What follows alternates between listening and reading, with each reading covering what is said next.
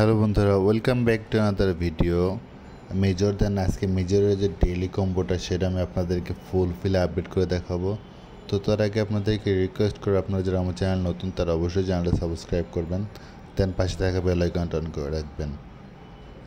তো আজকে মেজরের যে ডেইলি কম্বো সেটা হচ্ছে ফার্স্ট কার্ড হচ্ছে ক্লিক করার জন্য আমরা প্লেতে যাব, দেন আমাদের ফার্স্ট কার্ড আজকে হচ্ছে 9,